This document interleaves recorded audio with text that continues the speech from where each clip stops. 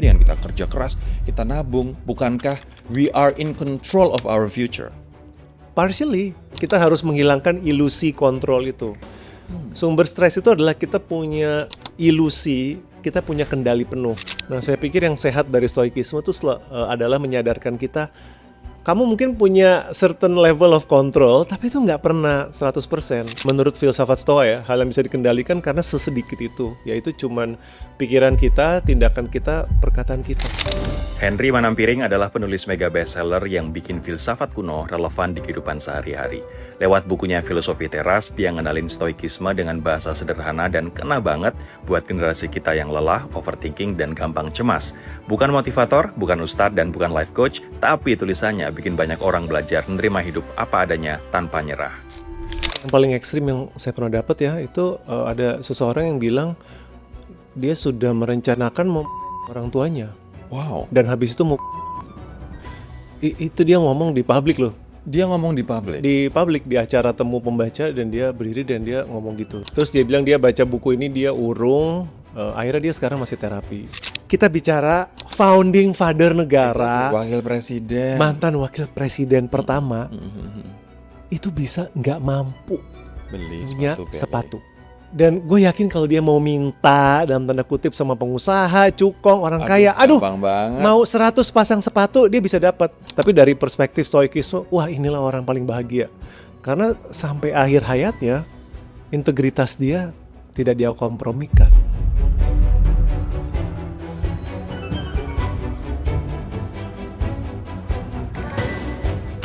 Guys, gue butuh bantuan lo biar channel ini terus berkembang, terus ada buat sharing hal-hal positif, inspirational talk, dan juga insight, yakni dengan subscribe. Karena dengan lo subscribe, berarti lo ngedukung channel ini terus ada dan berkembang. Simple banget dan juga gratis, so please hit that subscribe button. Thank you. Mas Ernie, welcome back to Room for Improvement. Senang banget balik lagi ke sini. Senang banget. Ini salah satu narasumber yang paling banyak di request untuk kembali lagi di Room for Improvement. Oh gitu? Iya, karena bukunya juga banyak soalnya, jadi dan banyak banget yang mesti kita gali. Kalau kemarin kita ngebahas soal 50 to 20, sekarang kita akan ngebahas buku mega bestseller dari Henry Manampiring, yakni Filosofi Teras. Dan gue nggak mau pengen jadi late bloomers, ya kan? Gue pengen tetap relevan, jadi makanya gue pengen ngebahas ini dari sudut pandang bahwa Filosofi Teras udah 8 tahun. Yeah. Dan cetakan terakhir, terbaru dari buku Filosofi Teras by Henry Manampiring sudah cetakan ke-93. Ini gila sih. Lo udah nyetak buku ini, Kompas, Gramedia udah nyetak buku ini 93 kali. Apa yang lo pernah dengar dari pembaca lo soal Filosofi Teras ini? Mereka menemukan apa? Mereka ngedapetin apa dari buku ini? Yang paling banyak itu mereka mengelola emosi menjadi lebih baik. Itu banyak banget. Dari hal-hal sepele ya. Mereka bilang mereka dulu sering anxious, mereka dulu sering cemas, khawatir. Itu terbantu sesudah mempraktikkan konsep-konsep di buku ini. Sampai pada cerita-cerita yang cukup saya bilang cukup dramatis. Jadi ada cerita ibu kehilangan anaknya, keguguran anaknya, dan dia merasa tertolong. Tapi cerita yang paling ekstrim yang saya pernah dapat ya, itu ada seseorang yang bilang dia sudah merencanakan mau orang tuanya. Wow. Dan habis itu mau bunuh diri. Itu dia ngomong di publik loh. Dia ngomong di publik? Di publik, di acara temu pembaca, dan dia berdiri dan dia ngomong gitu. Dia bilang, saya waktu itu sudah merencanakan mau membunuh orang tua saya, dan sesudah itu saya mau bunuh diri. Oh my God. Iya, saya sampai tertegun karena nggak tahu mau ngomong apa. Ini tahun berapa, di mana? Ini peristiwanya tahun ini. Tahun ini di sebuah kota di Jawa deh, saya bilang gitu. Gitu. Terus dia bilang dia baca buku ini, dia urung, akhirnya dia sekarang masih terapi. Jadi memang aplikasi buku ini bisa dari hal-hal yang mundane ya. Saya bilang mundane itu maksudnya stres kantor, relationship sehari-hari, tapi sampai peristiwa-peristiwa segelap dan signifikan. Jadi buat saya yang paling bahagia itu justru mendengar dia sedang menjalani terapi sekarang. Dan waktu kesempatan salaman satu-satu ya saya bilang gitu, please stay well gitu, terusin dengan terapi konseling kamu. Oke. Aku pengen mulai dulu dari survei nasional. Soal survei khawatir nasional ini ada 3.634 responden yang ditanyai soal kekhawatiran mereka, dan menarik banget karena 63% ketika ditanyakan mengenai tingkat kekhawatiran tentang hidup secara keseluruhan saat ini, 63% mengaku mereka lumayan khawatir atau sangat khawatir terkait dengan hidup mereka secara umum. Dari survei ini, dari pemaparan ini Mas Henry, apa yang lo temuin? 63% orang Indonesia merasa khawatir. Iya, itu juga mengagetkan karena dulu saya pikir kan katanya kita bangsa paling woles. Dan paling bahagia.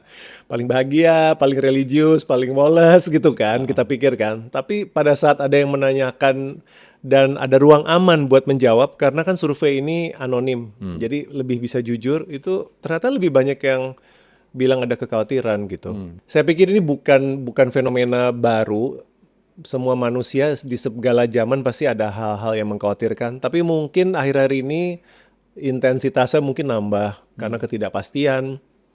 Ya kan, zaman dulu tuh pekerjaan, karir kayaknya lebih jelas zaman orang tua kita kan. Ya kamu jadi PNS, jadi dokter, TNI gitu. Tapi sekarang ekonomi juga nggak jelas, orang lebih khawatir. Kemudian buku ini lahir sebelum COVID. Siapa yang pernah dalam seumur hidup kita, generasi kita pernah merasakan itu kan. Jadi banyak hal-hal yang nggak disangka-sangka mengguncang kestabilan kita. Dan akhir-akhir ini ya kita tahu sekarang bencana di Sumatera juga ya. Dan akhirnya 63% orang merasa khawatir akan hidup mereka secara umum. Itu relevan banget bahkan sampai dengan hari ini ya. Betul, betul. Oke, Mas Henry, dari berbagai aspek kehidupan, finansial, asmara, karir, terus mungkin juga kejombloan, dan banyak banget faktor yang lain, mana yang menurut Mas paling notable, orang khawatir? Kayaknya nggak bisa digeneralisir karena tergantung fase hidup. Oke. Jadi kalau kita nanyanya ke mahasiswa yang masih sekolah ya stresnya masih tugas sekolah, saya lulus apa enggak, bisa bayar SPP atau enggak gitu. Kalau baru first jobber atau baru lulus, pekerjaan, karir, tentunya jadi sumber stres kan. Itu kalau dibaca buat yang udah orang tua punya anak, stresnya ganti lagi gitu. Mereka sekolah, Nyari sekolah di mana, bullying lah. duitnya di mana? Faktor pendidikan, narkoba gitu. Jadi di setiap tahap kehidupan tuh pasti ada stres yang unik untuk fase hidup itu. Oke. Gimana cara kita mengatasinya, Mas? Kalau misalnya aku sebelum kerja stres pada kuliah, aku setelah kerja stres pada karirku, aku akan menikah stres pada pernikahanku. Setelah aku punya anak, aku stres bagaimana anakku. Ya itulah seluruh buku filosofi teras sebenarnya tentang itu. Tapi satu yang mungkin paling mudah untuk diterangkan di forum podcast tuh mempraktekkan dikotomi kendali itu loh. Gitu, menyadari bahwa dalam hidup itu akhirnya ada hal-hal yang harus diterima di luar kendali kita, ya. Dan ada sedikit hal yang di bawah kendali kita. Oke. Nah, kadang-kadang orang itu tidak menyadari itu, sehingga mereka terlalu banyak memusingkan hal yang luar kendali tanpa punya kemampuan mengubah itu.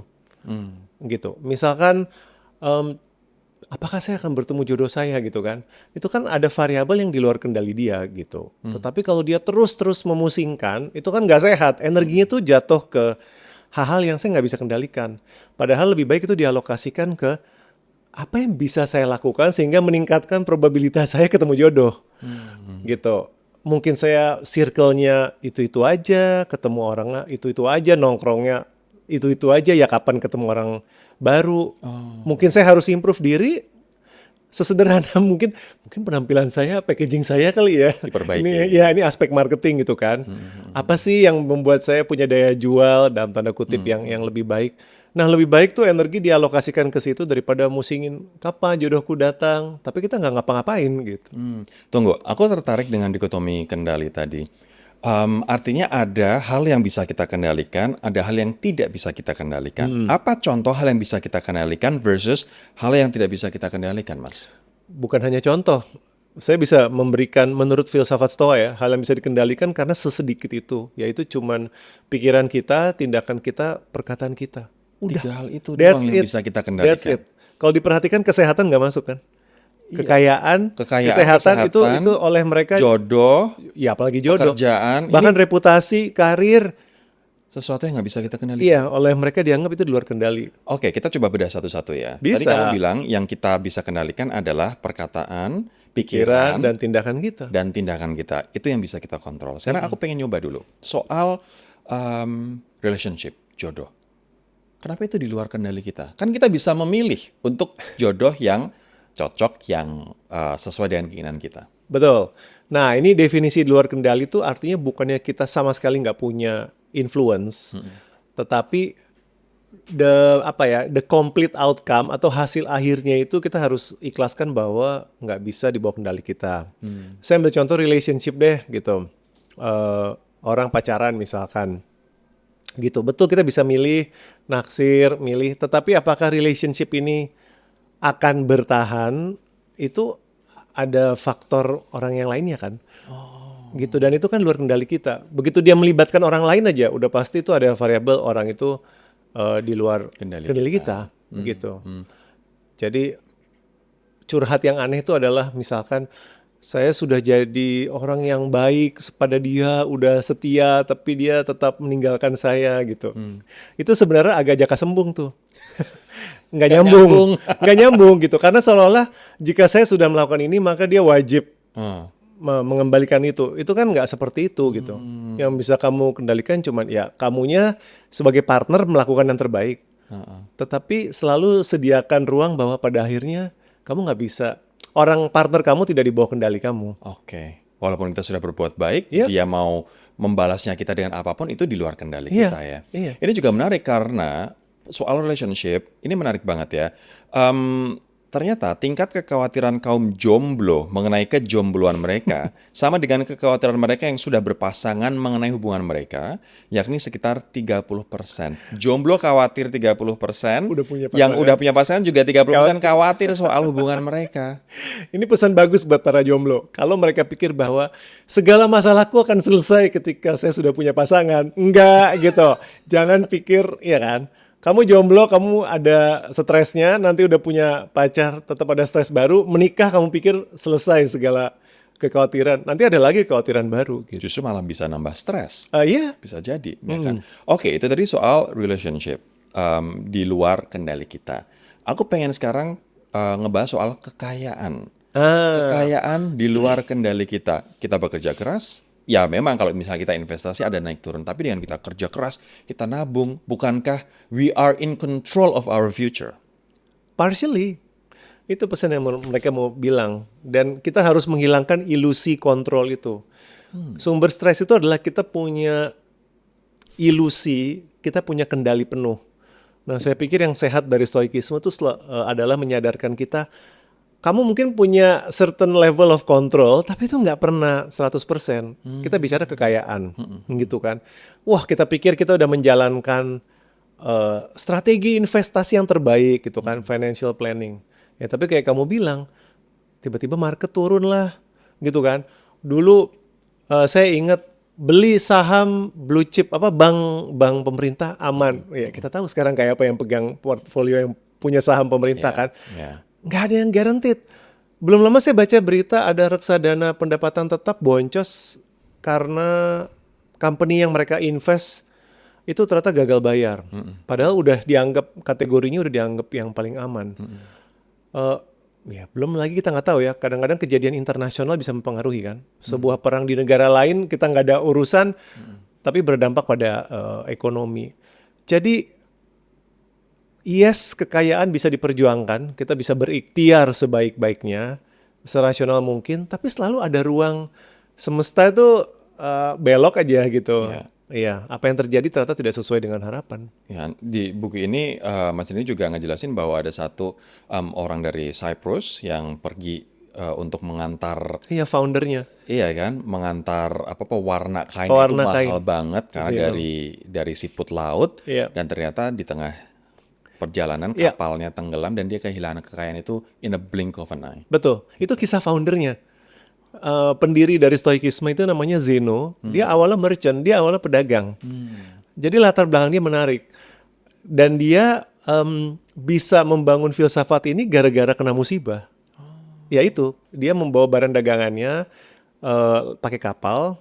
Kapalnya karam, ludes dong pewarna tekstil kena laut, ya udah hilang. Dan dia terdampar di Athena.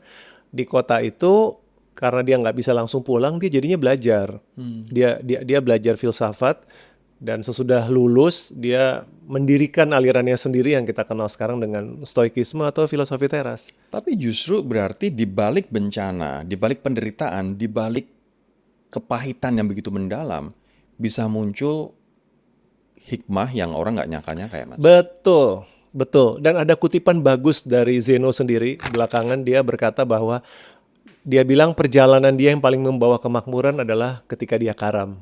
Bagus ya. Jadi ada sesuatu paradoks di situ, gitu. Karam kan identik dengan penderitaan dan musibah. Tapi kadang-kadang kita perlu waktu untuk melihat ini semesta nih lagi mau menyiapkan apa gitu. Tuhan tuh mau menyiapkan apa. Kalau dia tidak pernah mengalami karam itu, kita tidak ada kenal filsafat stoikisme, tidak ada filosofi teras mungkin. Oke. Oke, kita geser ke pekerjaan sekarang. Ini ternyata bagi mereka yang memiliki pekerjaan atau bisnis, kekhawatiran terhadap pekerjaan atau bisnis dialami oleh sekitar sepertiga, hampir sama, 33 responden khawatir soal pekerjaan dan juga bisnis mereka. Apa yang paling dikhawatirkan soal pekerjaan? Kehilangan pekerjaan kah atau Wah, macam-macam. Kalau misalkan waktunya lagi kayak sekarang, ini pasti kehilangan pekerjaan kan. Ada fenomena job hugging lah, Ya. gitu. Orang bertahan walaupun gak betah. Tapi dalam keadaan ekonomi stabil, orang khawatir tentang kenaikan karir, ya kan? Saya bisa kenaikan uang, gaji bagaimana. Jadi itu selalu konstan ada. Kalau bisnis tentunya beda lagi ya. Tentunya bisnis ada lagi masalahnya sendiri. Nah itu juga menarik dari perspektif dikotomi kendali. Adalah naif kalau kita mengira bahwa karir saya sepenuhnya di bawah kendali saya. Gitu. Oh, pokoknya kalau saya kerja keras, jujur, atau mungkin menjilat atasan, maka karir saya akan lancar gitu kan. Buat orang yang sudah kerja beberapa tahun pasti menyadari bahwa ternyata nasib karir itu tidak sepenuhnya di bawah kendali kita, betul? Kita pikir kita udah kerja di perusahaan bagus, perusahaan yang kolaps karena ada perubahan kebijakan atau perubahan tren. Kita udah punya bos yang enak banget gitu kan, atau culture yang baik banget, company-nya diakuisisi oleh perusahaan lain, terus kulturnya berubah. Biasanya teman-teman di startup tahu bener nih fenomena ini. Atau media sekarang, orang yang kerja di media tiba-tiba medianya tutup atau layoff. Iya. Karena satu dan lain hal. Iya. Jadi the illusion of safety itu sangat berbahaya, dan itu yang menjadi sumber nanti mental health gitu. Karena tiba-tiba dunia tergoncang gitu. Kita pikir kita baik-baik saja nih, industri kita. Taunya overnight. Nah, kalau selama ini kita selalu dimanjakan dengan ilusi bahwa everything is under our control, tapi ternyata tidak under our control, apa yang harus kita lakuin? Kita mesti punya bekal apa, Mas Henry? Ini ada sebuah tips dari stoikisme yang terdengar aneh, tetapi biasakan berpikir negatif. Oh ya? Ya, lucu ya. Padahal biasanya be Lucu kan? positive, Iya have kan? a positive thinking thought, gitu. aja. Positive thinking. That's what I love about this philosophy, karena agak tidak sesuai dengan convention gitu. Ajaran itu aneh, tapi kalau dipikir-pikir sangat rasional. Kita biasanya dibiasakan dengan lo berpikir yang baik-baik aja ya kan. Berpikirlah yang positif gitu.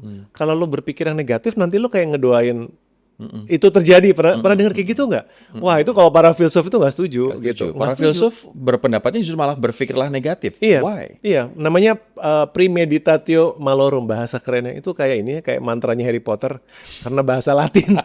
Tapi itu sebenarnya simply artinya premeditate evil, atau berantisipasilah hal yang negatif. Karena hidup tidak peduli dengan rencana kita. Orang stoik realistis banget gitu. Mereka tidak negatif thinker, mereka tidak optimis thinker, mereka simply realis.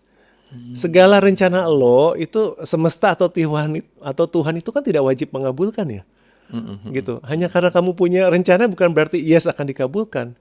Nah, kalau kamu tidak pernah bersiap bahwa rencanamu tidak berjalan semestinya, tidak ada persiapan, kamu akan habis loh. Gitu. Tapi artinya apakah stoikisme meng-discourage kita untuk being ambitious? Karena kita selama ini bekerja, kita ambisius, gue udah nata mimpi gue by the age of 40 gue akan punya aset seperti ini, by the age of 50 gue akan punya pekerjaan seperti ini, dan lain sebagainya. Apakah stoikisme men-discourage ambisi? Enggak, sama sekali enggak. berambisilah setinggi mungkin. Kan ambisi di bawah kendali kita. Jadi itu nggak apa-apa. Tapi orang yang bijaksana itu berambisi sambil berantisipasi. Nah, ambisi disertai antisipasi bahwa things may not go as I want it. Jadi misalkan, saya berambisi punya uang segini. Oke, fine. Tapi pernah mikirin nggak, what if kamu kehilangan pekerjaan, di PHK tiba-tiba? Pernah berpikir nggak bahwa bisa aja kamu sakit keras atau kamu kena kecelakaan?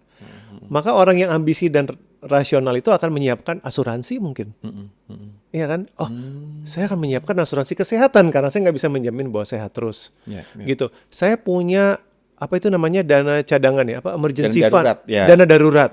Gitu. What if tiba-tiba di PHK, saya harus mampu hidup, apalagi kalau dia punya keluarga. Gitu. Nah, itu kan realistis kan, berambisi iya, tapi menyiapkan kalau hal-hal buruk terjadi juga ada gitu. Iya. Dan mungkin juga manage your expectation juga ya, Mas. Betul, betul. Jadi saya mau dalam 2 tahun dipromot jadi manajer. Bagus, pertahankan ambisi dan rencana itu. Tapi what if tiba-tiba ada pergantian manajemen, tiba-tiba ada perubahan kebijakan dan tiba-tiba kamu disalip oleh yang lain, misalkan, kamu harus ready, gitu.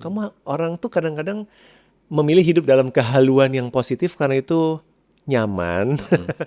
Tetapi nanti pada saat, jadi gini, ada kutipan dari Seneca, seorang filsuf yang bagus, saya pakai kutipan dia aja deh. Dia bilang begini, musibah selalu terasa lebih berat kepada mereka yang tidak pernah mengantisipasinya.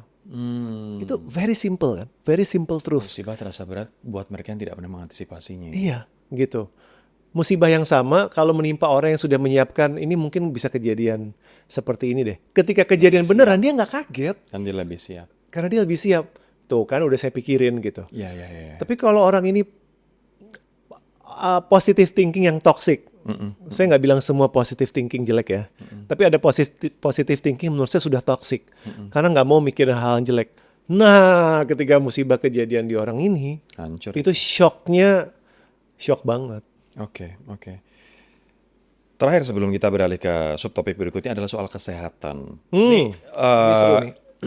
Relate banget sama aku karena aku ngerasa ya aku check up tiap tahun, aku makan sehat, aku nggak ngerokok, aku mungkin sekarang juga udah lama banget nggak minum gitu kan. Aku perhatikan tidurku, aku perhatikan olahragaku. So my health is actually under my control. Kenapa justru malah kesehatan sebenarnya adalah hal di luar kontrol kita? Iya, ini menurut saya topik kesehatan ini adalah topik yang paling kontroversial soal dikotomi kendali. Oke lah, kekayaan orang bisa ngerti kan, kondisi ekonomi, makro, dan lain-lain. Tapi ketika menyentuh topik kesehatan tuh jadi sensitif gitu. Karena beberapa orang, nggak bisa, saya udah mati-matian jaga kesehatan gitu.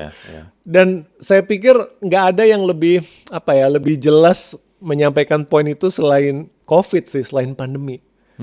Iya kan? Pandemi itu kan nggak pandang bulu loh. Gitu. Semua orang pada saat itu mau yang sehat, mau yang nggak sehat gitu. Bisa takluk gitu oleh virus baru ini. Atau kalau kita ngerti tentang kanker aja. Kan banyak kita sering dengar kan bahwa kanker itu Banyak faktor. banyak faktor, betul. Kebiasaan hidup yang tidak sehat akan menambah probabilitas. Tapi orang yang udah jaga kesehatan pun tuh nggak luput tuh, gitu. Sampai ada yang bilang cancer tuh kayak lotre gitu. Kadang-kadang nggak bisa diprediksi, nggak bisa dicegah 100% ya. Jadi lagi-lagi pesannya dari filosofi teras tuh bukannya terus hiduplah serampangan karena toh kesehatan luar kendali. Enggak, gitu. Kamu kan rasional. Kamu dikasih tahu ilmu kesehatan. Kamu dapat berbagai studi yang menunjukkan kalau kamu melakukan hal ini, resiko kamu bertambah. Kalau kamu melakukan hal-hal ini, olahraga, makan yang sehat, dan tidur teratur, secara statistik, kamu harusnya lebih besar kemungkinan sehat atau panjang umur lah. Gitu. Tetaplah pegang itu, karena itu petunjuk lah dari Tuhan atau semesta supaya kamu rasional.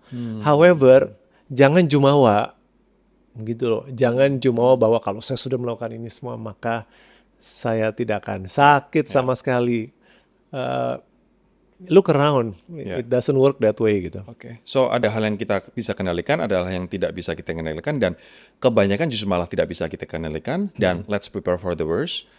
punya ekspektasi yang termanage, Betul. mungkin prepare untuk negative events atau negative. Ya, backup plan, Things. contingency plan, Ya. gitu. Tadi Mas Henry bilang jodoh adalah di luar kendali kita. Sementara yang bisa kita kendalikan adalah pikiran kita, aktivitas atau kelakuan kita dan perkataan kita kan. Then atas kendali yang bisa kita lakukan yang sangat sempit ini, 3 hal ini, untuk jodoh, kita harus ngapain Mas Henry?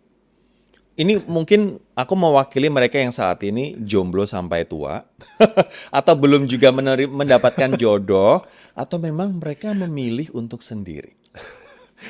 Ini sebenarnya berhubungan sama buku saya yang lain, Belajar Marketing, Belajar Hidup. Saya banyak bicara topik itu gitu ya, meningkatkan nilai jual kamu gitu dalam konteks relationship. Ya, ada banyak hal sih. Saya percaya tanpa bermaksud merendahkan ya, tapi bahwa kita kan seperti brand gitu. Rory is a brand, Henry Manampiring is a brand. Kalau kamu jomblo, kamu juga sebenarnya sebuah brand yang sedang mencari pembeli lah ya. Ini nggak enak banget kata-katanya. Mencari tutupnya, botol mencari tutupnya. Iya gitu kan. Dan kita saling mempromosikan diri. Nah berarti kan sebelum mempromosikan diri, balik dulu kita punya produk yang bagus nggak sih? Kita punya sesuatu yang ditawarkan nggak gitu? Kalau misalkan kamu nggak punya kualitas untuk ditawarkan tapi ngotot, saya minta jodoh seperti bintang film Korea, cakep, cantik, keren, pinter. Ini fair nggak sih? Gitu. Jadi melangkah ke pasar perjodohan tuh saya pikir juga start from improving yourself. Orang selama ini selalu terjebak, aku harus mencari pasanganku, aku pengen cari pacar, aku pengen cari jodoh, aku pengen cari calon suami atau istri. Ternyata langkah pertama bukan itu ya. Langkah pertama adalah memperbaiki diri kita dulu. Iya, gitu, saya pikir malah introspeksi. Kalau kamu nggak tahu siapa diri kamu nggak akan tahu orang seperti apa yang cocok untuk kamu, ya nggak sih? I see. Gitu kan? Saya pokoknya pengen orang yang misalkan yang pinter gitu. Kamu tahu nggak sih kenapa kamu pengen orang yang pinter gitu? Mungkin yang kamu butuhkan orang yang penyabar atau religius gitu. Tapi kamu nggak, karena kamu nggak kenal apa yang kamu butuhkan, jadi nanti milih pasangan itu tergantung tren, tergantung selebriti, tergantung apa kata video gitu. Tapi buat orang yang aku sudah meningkatkan diri, aku ngerasa aku udah misalnya sekarang lebih cantik, aku lebih cakep, aku udah olahraga, aku udah lebih fit, Smart. aku juga udah lebih pinter. Tapi jodoh itu kenapa nggak datang-datang juga gitu loh. Pun kalau misalnya udah datang, karena sebuah kejadian atau hal faktor lain, akhirnya nggak jadi untuk nikah, nggak jadi untuk melanjutkan ke jenjang berikutnya. Dan kita harus ngapain? Kita udah memperbaiki diri, tapi kok tidak datang-datang itu jodoh? Ya itu ini sebenarnya banyak dibahas di buku Marketing Hidup. Jadi persis seperti masalah yang dihadapi brand sebenarnya gitu. Ada brand produknya bagus, ya kan? Pernah nggak ketemu barang yang bagus tapi kayaknya nggak laku gitu? Bener. Iya kan, sering kan? Iya, sering banget. Tapi ini udah bagus banget di barang, kenapa ya kurang laku? Atau film, ini film bagus banget, kenapa nggak ngetop kan? Nah itu kan bisa dianalisa dan bisa dikembalikan ke dikotomi kendali sebenarnya. Sebenarnya apa sih yang dibawa kendali kita yang bisa meningkatkan kemungkinan dia ketemu pembelinya. Sebagai contoh, kadang-kadang saya punya temen yang curhat, kok gue nggak ini ya, kayak nggak, susah banget ya ketemu jodoh. Terus gue suka punya pertanyaan begini, rutinitas lo itu kayak gimana sih dari Senin sampai Minggu? Ya gue kerja doang gitu, ya kan? Ya gue sibuk sama kerja gitu, Senin sampai Jumat. Nah gimana lo expect lo akan ketemu jodoh? Nah iya, terus weekend ngapain? Gue capek, gue tidur. Berarti kan circle tuh itu lagi kan. Ya kalau di sini nggak ketemu jodohnya, gimana ada prospek yang lain gitu. Tapi apakah kita harus aktif mencari jodoh? Misalnya datang ke sebuah pesta, atau kita download Tinder or whatever, Bumble, atau ya udah kita berharap aja, aku percaya pasti suatu saat mungkin pas aku lagi buang sampah, pas aku lagi nyapu, pas aku lagi ke warung, siapa tahu aku ketemu jodohku. Saya adalah penganut, mungkin karena saya 25 tahun kerja di corporate ya. Saya adalah penganut you have to fight for it. You have to fight for it. Ya, okay. jadi nggak bisa tuh mager, nanti Tuhan lah yang akan ngedrop nih, jedret gitu kan. Tiba-tiba di depan gue gitu. Iya, seperti bantuan buat pengungsi gitu kan, dilempar dari atas gitu. Saya pikir nggak. Yang ada rusak ya mas. Yang ada rusak jodohnya gitu. Enggak sih. Kan jodoh di tangan Tuhan. Tapi menurut saya kita yang harus nyari tangan Tuhan gitu loh. Kalau perlu kita yang Tuhan mana tangannya sini, jodohnya gitu. Nice. Jadi kalau kamu pasif, menurut saya juga kamu nggak membuktikan bahwa kamu layak mendapatkan orang ini. Berusaha dong. Oke, Mas, salah satu hal yang juga tidak bisa kita kontrol adalah omongan orang. Tapi kenapa omongan orang justru membuat kita sangat khawatir, Mas Henry? Wah, ya ini apalagi di fenomena media sosial juga ya. Saya pikir pertama karena faktor budaya ya. Masyarakat kita kan masyarakat kolektif dibandingkan dengan masyarakat barat yang katanya individualis. Bukannya mereka nggak peduli omongan orang, tetapi di masyarakat yang kolektif kayak gini makin terasa gitu. Jadi memang dari budayanya kita seperti itu, dan kita memusingkan apa perkataan orang karena itu dianggap menentukan apa bisa rezeki kita gitu kan, nasib kita gitu. Kalau diomongin jelek bagaimana?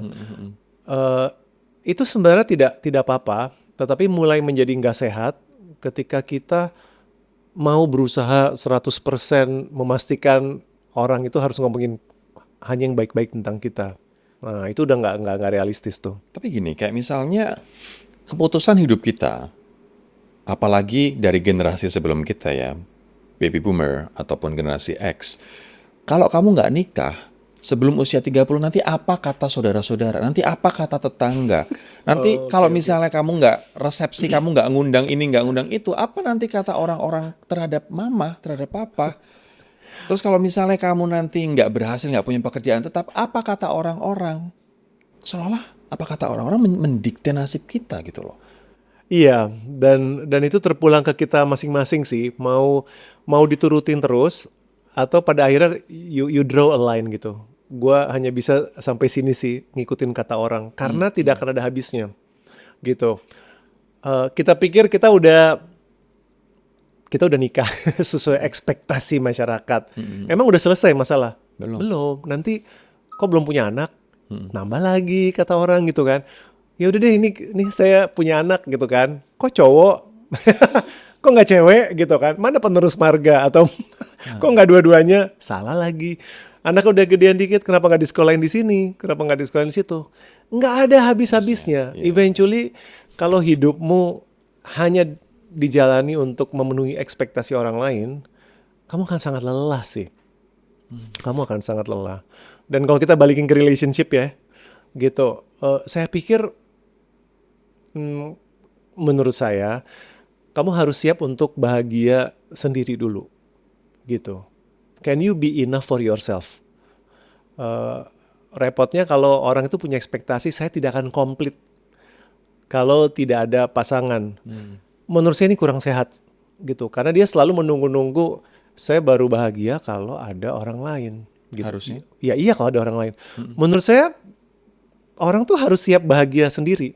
Bahwa nanti dia ketemu jodoh atau pasangannya great gitu kan. Tetapi kalau dia bisa hidup sendiri dan bahagia, itu kan apa ya, tanpa harus menunggu pasangan dia tetap bisa happy gitu loh. Dan saya punya teman-teman yang memang sampai di usia 40-an itu mereka sendiri, dan saya lihat sebagian dari mereka bisa happy karena harusnya hidup seperti itu sih. Gitu. Some people meet their partners, some people don't, and hidup nggak terus nilai mereka sebagai manusia lebih rendah kan? Hanya betul. Karena being single itu loh. Saya mau fight untuk teman-teman tuh, please jangan berpikir dirimu less hanya karena kamu sendiri gitu loh. There are so much things you can do. You can be a volunteer, you can do good to other people. Dan orang masih berpikir bahwa kasihan banget sih makan di restoran sendiri, kasihan banget sih lari di GBK sendiri, olahraga sendiri. Nih udah nikah aja masih nonton sendiri, makan sendiri, olahraga sendiri, nggak apa-apa. Saya nggak peduli sama apa kata orang. Oke. Jangan jadikan orang lain sebagai faktor penentu kebahagiaan kamu sendiri ya Mas. Iya, you should be complete by yourself dulu before you meet someone. Menurut saya sih gitu. Oke, selain omongan orang, dengan adanya fenomena sosial media adalah kita menjadi insecure dengan kekayaan orang. Ya kan? Apalagi dengan budaya flexing. Aduh. Apalagi dengan orang sedikit-sedikit cerita keberhasilan gitu. Oke, rumah pertama gue di usia 23 Oh iya, iya. tahun, rumah pertama gue di usia 27 tahun, seolah-olah hidup itu balapan. Gue juga nggak ngerti, gue nggak paham kenapa orang-orang itu bikin konten di usia 27 tahun udah punya rumah. Lo tuh pengen mengkomunikasikan apa gitu loh, atau pengen kenapa harus pamer, kenapa harus mengatakan itu, apakah itu motivasi atau enggak. Tapi kan orang menerimanya bisa berbeda-beda. Iya. Orang bisa menerimanya sebagai pressure, dan akhirnya insecurity dan dia depresi. Bagaimana seharusnya kita menyikapi kekayaan orang lain, Mas Henry? Ya, ya itu yang pertama, kekayaan orang lain itu di luar kendali kamu kan, gitu. Jadi let them be gitu, be happy for them, appreciate kalau mereka mencapai itu.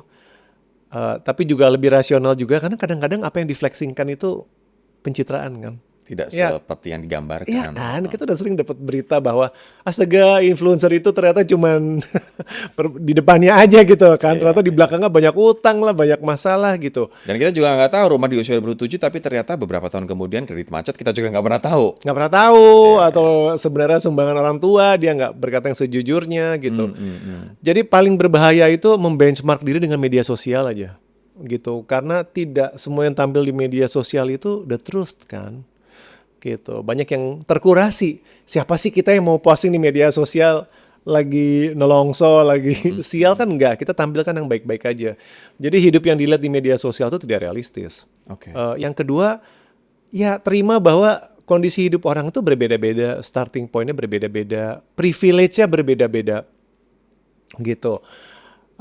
Dan mungkin ini nasihat lama ya, bahwa kalau kita mendongak terus, ngelihat ke mereka yang di atas terus, itu pegel banget loh.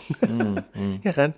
Yang sehat itu leher tuh jangan cuma ke atas gitu. Leher tuh kadang ngeliat ke bawah, karena mungkin ada banyak orang yang iri dengan kamu sekarang. Kamu kan iri sama orang lain. Tapi mungkin ada jutaan orang lain yang mimpinya itu adalah to be where you are gitu. Sekedar punya apa yang kamu punya sekarang itu buat mereka udah sebuah blessing, dan kita lupa itu. Karena kita ngedongak terus, pegel. Tapi kalau nggak pamer kekayaan, nggak bisa masuk ke dalam suatu komunitas, nggak bisa masuk dalam suatu grup sosialita, nggak dipandang. Gimana tuh, Mas? Kamu mau hanya hidup di komunitas yang menghargai kamu dari kamu punya iPhone terbaru, iPhone yang orange atau enggak, tasmu, sepatu larimu yang termahal. Is that the kind of people you want to hang out with? Saya sih nggak mau ya. Gitu. Karena berarti tiket masuk, nilai saya sebagai manusia hanya dilihat dari apa yang Barang saya yang saya pakai. Saya sih nggak mau amit-amit sih. Gitu. Saya hanya mau nongkrong dengan teman-teman yang terima saya apa adanya, bukan dari brand yang saya pakai. Exactly. Why gitu? Ya, bener banget sih. Tapi ya memang harus diakui banyak banget orang-orang yang ketika bergaul, dia hanya mau bergaul ketika orang itu punya sesuatu. Ketika mereka nggak punya sesuatu yang orang lain punya, entah itu mobil mewah, tas mewah, Iya. ataupun maybe iPhone, atau mungkin Hermes dan lain sebagainya, akhirnya mereka merasa diri mereka kurang. Dan gimana caranya, entah itu dengan pinjol, entah itu dengan utang, entah itu Iya. dengan segala macam cara, minta suami, ya kan, biar bisa masuk ke komunitas itu. Korupsi, Korupsi, exactly, korupsi. akar segala korupsi kan, merasa nggak cukup. Itu sedih banget sih kalau kayak gitu. Iya, bahkan yang saya nggak nyangka tuh bahkan menimpa komunitas olahraga loh. Saya pikir dulu naif ya, komunitas olahraga itu cuma mencari sehat. Sampai teman saya bilang, wah bro, nggak sesimpel itu. Kalau lo main sepeda, lo dilihatin dari atas bawah gitu kan. Helm, kacamata, baju, harga sepedanya. Lo jangan berharap bisa ikutan goes kalau nggak memenuhi kriteria. Hah, serius lah? Lari coba. Lari tuh gue pikir adalah olahraga yang paling egaliter. Lari loh. Semua orang bisa. Modal badan doang. Modal badan. Ternyata nggak sesederhana itu Ferguson ya. Ternyata dicek gitu. Sepatu larinya. Karena nanti ada yang motret. Nanti kalau di foto, merek sepatunya nggak yang lagi in. Kesannya lari kita lebih nggak sehat gitu. Ya ampun, hidup ribet amat ya. Artinya kalau misalnya kita ke kelompok lari atau kelompok sepeda yang terlalu melihat physical attributes, itu bukan kelompok yang tepat buat kita ya, Mas? Menurut saya, gitu. Tapi saya serahkan kepada penonton podcast ini, gitu. Kalau that's the kind of life you want, ya silakan. Oke. Sekarang hal yang tidak bisa dikendalikan adalah di mana kita dilahirkan. Banget. Kita nggak bisa memilih kita dilahirkan di Swiss gitu kan. Kita ya udah happen to be jadi WNI gitu dengan Kenapa saya segala terlahir WNI? Ya. kenapa kita terlahir WNI itu kan yang menjadi permasalahan dan keluhan. Tapi kita nggak mau berpasrah. Enggak dong. Dengan kita lahir WNI kita nggak punya pilihan, kita nggak mau berpasrah, kita berjuang dan menuntut misalnya pemerintah atau mereka yang punya kuasa, pelayan-pelayan rakyat untuk benar-benar bekerja untuk rakyat, Iya dong. tidak zalim, tidak korupsi, gitu. Apakah memang stoikisme itu mengajarkan, oke, for some part ini nggak bisa kita hindari, ini nggak bisa kita kontrol, tapi we can fight for apa itu menjadi hak kita, Mas? Harus karena orang suka mensalahartikan stoikisme tuh sebagai mengajarkan apatis gitu. Alah, ini kan di luar kendali. Pemerintah kan di luar kendali. Pasrah aja lah, golput, apatis, diam aja lah gitu. Jadi banyak yang mensalah tafsirkan stoikisme itu sebagai apatisme dan itu saya sangat tidak setuju. Karena itu berarti tidak paham betul ajarannya. Orang dibilang masih ada hal yang di bawah kendali kok. Iya kan? Di dalam alam demokrasi itu yang kayak Rory bilang, there are a lot of things that you can do. Gitu. Sebagian memilih turun ke jalan, demo. Tapi nggak hanya itu satu-satunya. Ya, ya. Sesederhana aktif bersuara sepanjang kita masih bisa bersuara, itu adalah bentuk melakukan apa yang di bawah kendali kita kan. Dan saya senang dengan bencana Sumatera ini banyak himbauan, tolong dong teman-teman minimal kalau nggak bisa donasi, bantu menyuarakan kondisi kami. Ya, Ya kan, lihat kampung kami seperti ini, listrik nggak nyala-nyala, please tolong bantu menyuarakan. Itu udah sesuatu yang bisa kamu lakukan. Sesederhana itu bisa gitu. Tapi capek ya jadi WNI ya. Lumayan capek. Kayak bertarung tiap hari gitu. Iya, paling saran saya buat yang lelah tuh adalah cinta pada negeri itu tidak sama dengan cinta pada rezim. Orang seringkali mencampur adukan itu gitu. Menurut saya cinta pada negeri ini buat saya tetap pilihan, tapi itu adalah hal yang terus menerus gitu. Saya cinta Indonesia, tapi ya pemerintah silih berganti kan. Betul, betul. Tapi gini sih, aku dapat kemarin quote menarik dari sosial media juga yang bilang, jadi dia curhat, dia mengkritik pemerintah, terus ada pendapat bilang kalau nggak suka pemerintahnya sekarang ya udah keluar Indonesia aja. Terus Ini dia, gua baca nih. iya exactly dengan cerdas dia menjawab, lah yang ngehe adalah orang lain, kenapa gue yang harus cabut? Betul. Ibaratnya kayak lo udah tinggal lama di sebuah RT, ketua RT-nya ngehe, kenapa lo yang harus pergi dari rumah Iya itu? benar. Gitu kan? Gue baca itu analogi yang bagus. Analogi yang sangat bagus tuh. Iya. Kenapa yang waras yang ngalah? Lah, kalau kelamaan yang waras yang ngalah, dunia ini isinya orang gila semua dong gitu. Jadi kita yang waras itu yang justru harus fight terus, jangan kitanya yang keluar. Oke. Ini aku juga menarik banget. Di sini kamu juga menulis bahwa stoicisme mengajarkan bahwa kebahagiaan sejati hanya bisa datang dari hal-hal yang ada di bawah kendali kita. Dengan kata lain, kebahagiaan sejati hanya bisa datang dari dalam. Dan what is happiness according to stoicism, Mas? Gimana kita make sense of it? Kita mempraktekannya. Gitu. Iya, jadi kebahagiaan dari perspektif stoikisme itu agak beda dengan kebahagiaan yang kita biasanya mengerti. Bahagia itu kan biasanya identik dengan kita rasa senang gitu kan, terpenuhi segala macam. Kita bisa healing, jalan-jalan, kita Bisa punya healing, uang. iya. Kadang seringkali berkaitan sama materi. Nah, kalau mereka memang lebih ke kualitas diri, gitu. Jadi buat mereka itu, kamu miskin gitu ya, kamu mungkin nggak punya kekuasaan, tetapi kamu hidup dengan rasional dan karaktermu itu terpuji. Itu buat mereka orang inilah bahagia gitu. Jadi gampangnya gini deh, buat mereka tuh mereka nggak silau dengan orang yang rumahnya mentereng, mobilnya banyak tapi hasil korupsi. Itu buat mereka bukan bahagia gitu, karena didapat dengan cara yang tidak halal gitu. Tapi kalau saya teringat kisah Bung Hatta, saya selalu menyukai sosok Bung Hatta ya sebagai tokoh kesederhanaan. Itu kan tahu nggak sih yang cerita dia dengan sepatu Belly, Bung Hatta dan sepatu Belly-nya tahu nggak? Aku pernah baca tapi aku lupa. Aduh itu mengharukan banget. Jadi Bung Hatta sampai akhir hidupnya itu tidak mampu membeli sepasang sepatu Belly. Oke. Dan itu terkenal karena kalau nggak salah dia menyimpan potongan iklan sepatu Belly yang dia damba-dambakan. Kita bicara founding father negara, Wakil presiden. mantan wakil presiden pertama, itu bisa nggak mampu Beli punya sepatu Bele. sepatu.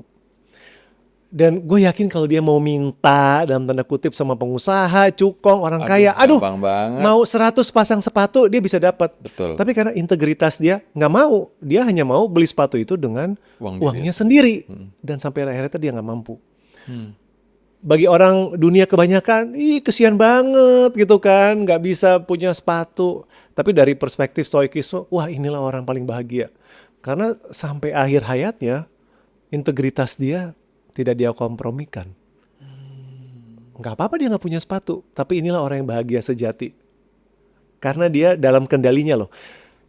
Karena untuk menjadi tidak korupsi, itu dibawa kendali dong. Harusnya itu kan pilihan. Gitu. Ya udah, harta, kekayaan, it doesn't matter that much. Tapi di Indonesia banyak arti kebahagiaan itu yang digantikan oleh ketakutan karena kekurangan materi, Mas Handri. Kalau aku nggak korupsi, gimana gajiku cuma segini? Aku nggak bisa menyekolahkan anakku yang layak. Aku nggak bisa membahagiakan istriku. Jabatanku yang aku take home pay-nya cuma 5 juta. Masa aku akan melayani masyarakat terus? Justru aku masuk profesi ini, aku pengen balik modal. Kan mentalitasnya begitu, Mas Hendri. Ya udah. Kalau memang dia selamanya mengkaitkan kesuksesan dia sebagai manusia dari materi, ya selamanya materi itu akan mengendalikan dia. Dan ada yang namanya hedonic treadmill itu kan, yang kamu nggak akan pernah selesai gitu. Ketika kamu cuma punya uang 1 juta, kamu pikir 10 juta akan membahagiakan kan.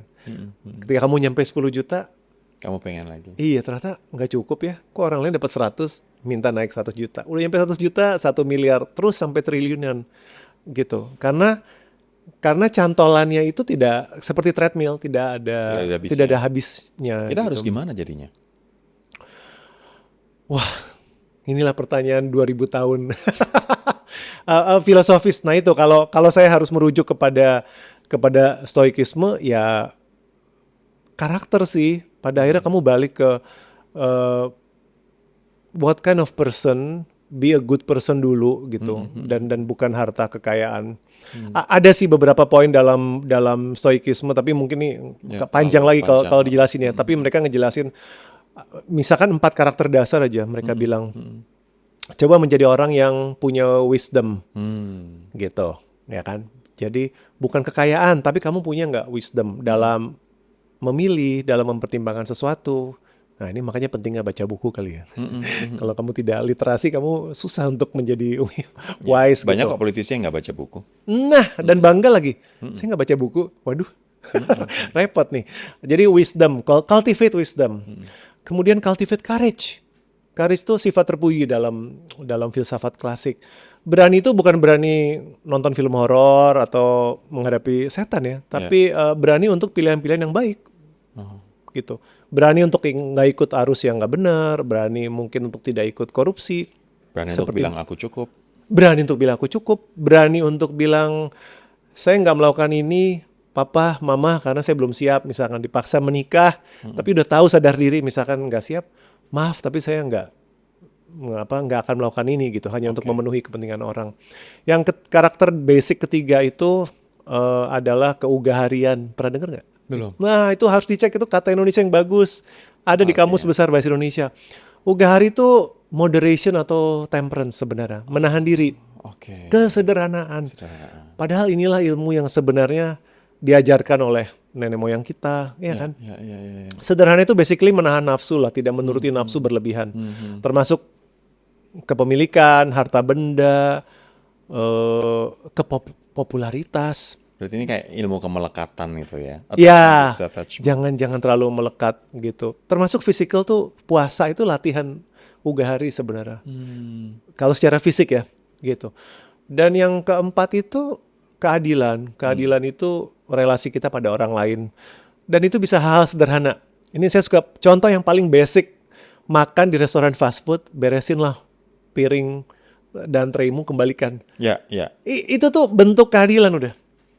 Iya kan? Itu susah banget di Indonesia. Sesimpel itu menyadari bahwa kita bisa loh ngebantu pelayan restoran meringankan mereka tuh itu bisa gitu. Tapi selalu kita berpikir kita buang sampah sembarangan, nanti paling juga ada yang ngangkut, kita nggak mengembalikan piring kita, lah apa nanti pekerjaan waiter ini begitu kan? Kita Ya selalu itu. mikirnya kayak begitu, Mas. Ya itu, Sedih mindset banget. itu yang susah. Atau sesederhana lampu merah sabar jangan robos. Itu tuh adil. Kalau kamu lampu merah berhenti, itu kan kamu memberikan keadilan bagi yang berhak yang lampunya hijau, Menghormati pengguna jalan yang lain. ngelawan arah. Itu sudah berlaku tidak adil. Kita kadang-kadang berpikir hal yang muluk-muluk ya. Padahal sesederhana itu untuk membangun karakter sehari-hari gitu. Oke. Ini kita ada di segmen rapid fire question. Aku akan jawab, aku akan tanya cepat, Mas Henry tolong jawab juga cepat. Nanti kita bisa elaborate at some point. Boleh. Yang pertama, stoic atau overthinking? Mana yang lebih capek? Yang lebih capek overthinking lah. Overthinking lebih Ya capek. iyalah. Kenapa? Karena segala sesuatu dipikirin termasuk hal-hal yang nggak bisa dikendalikan.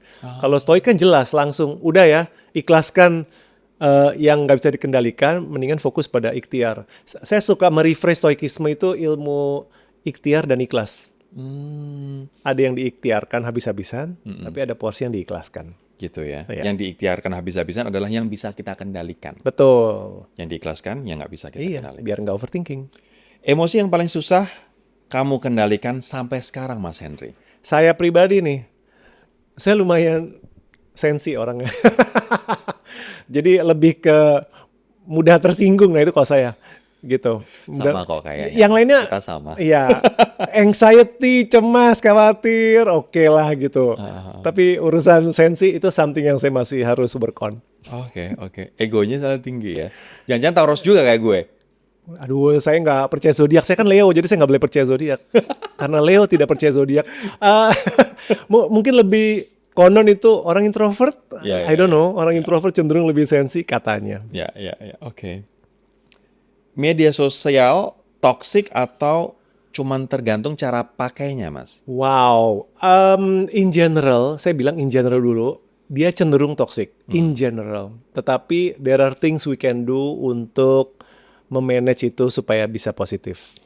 Tapi kita juga harus fairly speaking, gerakan 17+8 sama-sama nyumbang untuk Sumatera. Yes. Ketika kita lihat banyak kekurangan compang-camping penanganannya, itu kan juga efek positif dari sosial media ya. Betul. Makanya dia bisa menjadi power of positif tetap. Ya. Tergantung bagaimana kita menyikapi dan menggunakannya ya. Ya. Oke.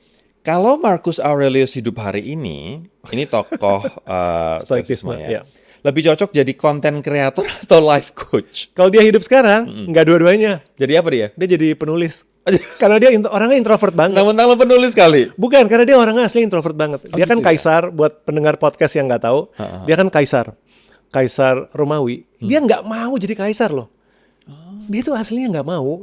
Dia tuh maunya itu hidup introvert, jadi filsuf aja.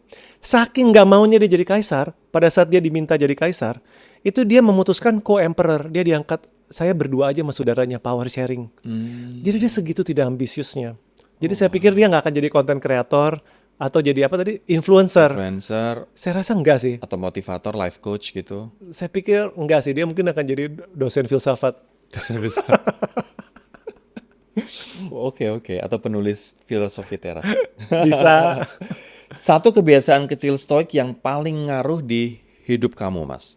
Mendebat diri sendiri. Why so? Karena orang stoik itu percaya emosi itu muncul tidak pernah ditimbulkan oleh pihak eksternal. Jadi kalau kita dibilang, saya cemas karena kata-kata orang tua saya, kata netizen, atau kata pemerintah, no. Kata mereka, kamu tuh emosi, stres itu karena pikiranmu sendiri terhadap hal-hal itu. Gitu. Jadi misalkan macet lah, saya pakai contoh paling populer, macet marah-marah. Kita bilang saya marah-marah karena macet. Enggak, kata mereka, kamu tuh marah-marah karena kamu punya opini tentang macet yang tidak rasional. Gitu. Misalkan harusnya kota ini nggak macet gitu, atau harusnya macet menimpa orang lain bukan saya gitu. Itu nggak rasional gitu. Jadi mendebat diri sendiri. Pada saat saya udah mulai kesel, marah, atau sebel, orang stoik bilang, bisa nggak mendebat diri sendiri dulu? Apa yang bikin kamu kesel, marah, atau khawatir? Rasional nggak? Di luar kendali nggak? Gitu. Macet di luar kendali. Terus kamu mau marah-marah emang seperti kata seseorang, kita kan nggak punya tongkat Nabi Musa ya, gitu. Jadi nggak bisa gitu kan membelah lautan mobil. Terus lu mau ngapain marah-marah? Itu kan internal. Jadi saya suka stoikisme tuh karena menuntut akuntabilitas terhadap emosi sendiri. Jadi sebelum marah-marah orang lain, mendingan mendebat diri sendiri dulu. Oke. Gitu. Wow. Oke, kita ada di segmen terakhir sekarang. Setelah setelah 8 tahun lah ya, menulis buku ini dan menerbitkannya gitu. So, apa yang justru malah pelajaran paling kena yang kamu dapetin, Mas, dari Filosofi Teras yang setelah 8 tahun berlalu, justru malah kamu dapetin sekarang? Yang baru saya dapetin sekarang ya, sesudah 8 tahun buku ini tetap populer, saya kagum bahwa sebuah konsep yang umurnya sudah 2.500 tahun, ya, jadi jarak kita terpisah waktu begitu lama, itu masih relevan sampai sekarang. Itu saya kagum banget. Dan ada dimensi kedua, yaitu bahwa pemikiran yang lahir jaraknya ribuan kilometer dari sini, itu bisa relevan buat orang di Indonesia. Jadi ada dua dimensi nih ya, terpisah waktu begitu jauh, dan terpisah jarak dan budaya begitu jauh. Artinya apa? Artinya sebenarnya manusia deep down, kita nggak jauh berbeda kan? Dari zaman dulu, masalah manusia itu sama aja. Walaupun sekarang ada AI, ada apa kayak smartphone, internet, gitu sosial kan. media kayak. Itu ternyata kecemasan, kekhawatiran, kesedihan, kemarahan. Kita bergelut dengan hal-hal yang sama, walaupun ada perbedaan teknologi. Itu satu. Yang kedua, ini adalah pemikiran orang Yunani. Kurang beda apa coba? Ya kan, secara bahasa, budaya. Loh kok masih relevan? Berarti kan manusia itu hakikatnya di terdalam itu sama.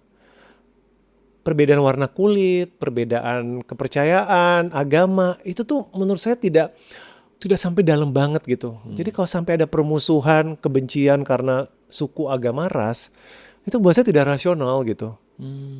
Gitu. Kenapa kita membenci karena berbeda bahasa, budaya, suku? We share the same humanity kok. Dan Filosofi Teras menurut saya membuktikan itu. Terakhir, Mas, apa yang pengen Mas Rini sampaikan ke mereka yang saat ini sedang khawatir, sedang gelisah soal pekerjaan, soal jodoh, soal relationship, soal uang, ataupun misalnya soal nilai diri mereka sendiri? Apa yang pengen kamu sampaikan? Yang saya mau sampaikan buat teman-teman yang anxious, khawatir, cemas, stres tentang semua itu ya, relationship, pekerjaan, karir, ekonomi, pemerintah, apapun itu,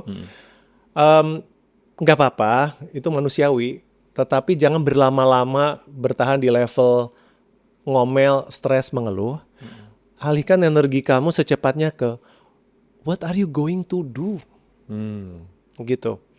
Karena apa yang akan kamu lakukan itu masih di bawah kendali kamu. Jadi move on dari berkeluh kesah, bikin plan. What can I do now tentang my relationship? Ya kan? What can I do tentang karir? What can I do tentang kamu menjadi citizen, warga negara? Karena apapun yang kamu keluhkan itu, pasti ada elemen yang bisa kamu lakukan. Itu loh. Dan itu saya mengajak itu supaya keluar dari zona overthinking menjadi zona doing, masuk ke zona yang under control. Nah, masing-masing harus pikirkan sendiri. Mas Rini, thank you banget buat waktunya ya, Mas ya. Terima kasih Rory ngundang saya lagi, saya happy selalu ngobrol di hari ini sini. Sore ini Mas Hendri akan ujian katanya. Sekarang lagi S2 untuk ilmu filsafat juga. Jadi cocok nih penulis soal filsafat, tapi ternyata juga sedang kuliah filsafat. Wow. Terima kasih. Secara keilmuan berarti match ya. Thank you, Mas. Thank you banget Rory. Always a pleasure. I'll see you in the next video, Bapak.